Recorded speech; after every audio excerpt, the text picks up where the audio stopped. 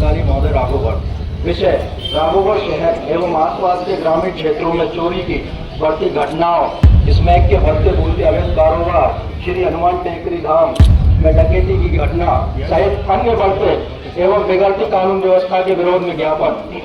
बाहर से आए लोगों ने बनाया भय का माहौल। लोग लाठियां धाम कर रहे हैं अपनी सुरक्षा। आपराधिक लोगों को नहीं खदेड़ने पर भड़के विधायक जयवर्धन। जब जनता स्वयं सड़कों पे आजा लट लेकर, ऐसा ही दृश्य हमको दिखा रावगढ़ में 2-3 दिन पहले।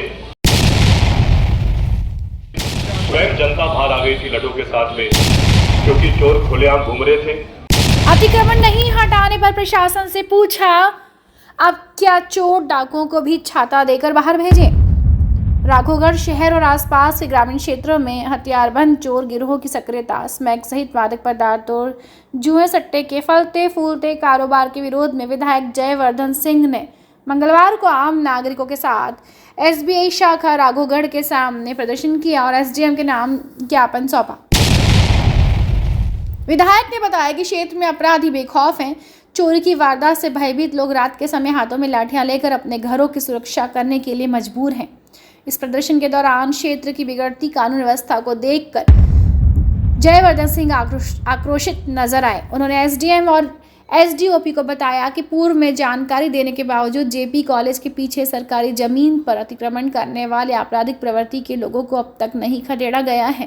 जयवर्धन सिंह के मुताबिक उन्हें बताया गया है कि बारिश के चलते कार्यवाही नहीं हो पा रही है।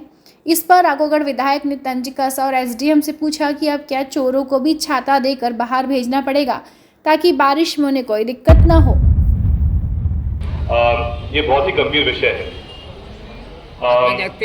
सबसे बड़ा मापदंड अगर होता है पुलिस फेलियर का, तो वो ये होता है कि जब जनता स्वयं सड़कों पे आजा लट लेकर। ऐसा ही दृश्य हमको दिखा रावगढ़ में 2-3 दिन पहले, जहां साड़ा में, बरखेड़ी में, अनेक और मोहल्लों में स्वयं जनता बाहर आ गई थी लटों के साथ में, क्योंकि चोर खुलेआम घूम रहे थे।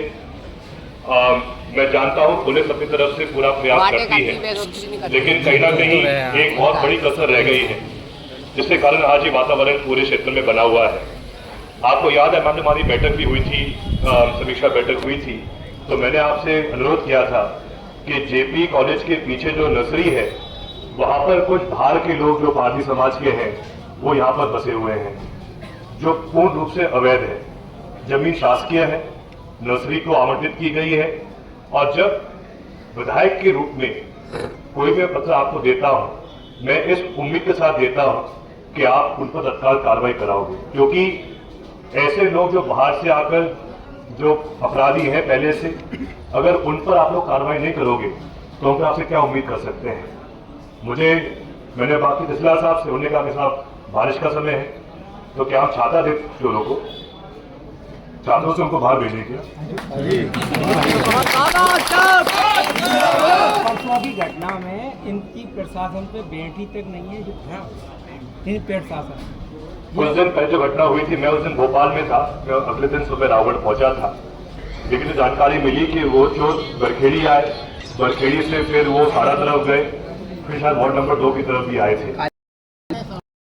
एक हमारा लड़का नाम है, उनको चाहिए इसको, जिसने कुछ किया, कहना है कि जो थे सबके थे, उस पर ऐसे उसकी कुछ लिखा हुआ था टी शर्ट पे, और ये जानकारी भी मिली कि एक उसमें कोई नंबर प्लेट भी नहीं है आगे और पीछे,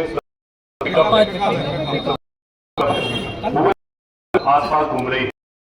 तो आपसे मेरा कि आज जो भी तहसीलदार साहब के साथ जाके स्थान है 12-15 जो अवैध निर्माण किए लोगों के द्वारा, मैं पुनः कह रहा हूं, कोई निवास आसपास से गाँव है, कब्जा आर्थिक रूप से अतिक्रमण किया है, हमें उससे आपत्ति नहीं, लेकिन अगर कोई लोग तो ही नहीं जो यार वाले हैं, जिन्होंने 1-2 कब्जा कर लिया, उनके द्वारा गदर मचाया जा रहा है, लूटपाट।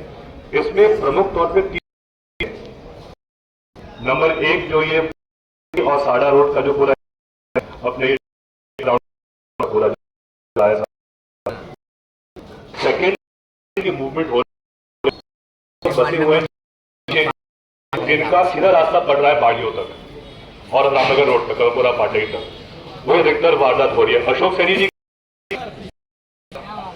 एक और अशोक सैनी है अपने के घर के बाहर ही के पास कैमरों में हमारे कैमरों में रिकॉर्ड हमने काउंट किया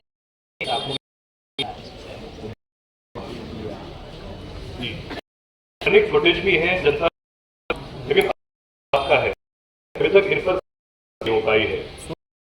बिल्कुल जैसा मैंने कहा मैडम कि ऐसा भय का माहौल बन गया है तो ये बहुत गंभीर मामला है।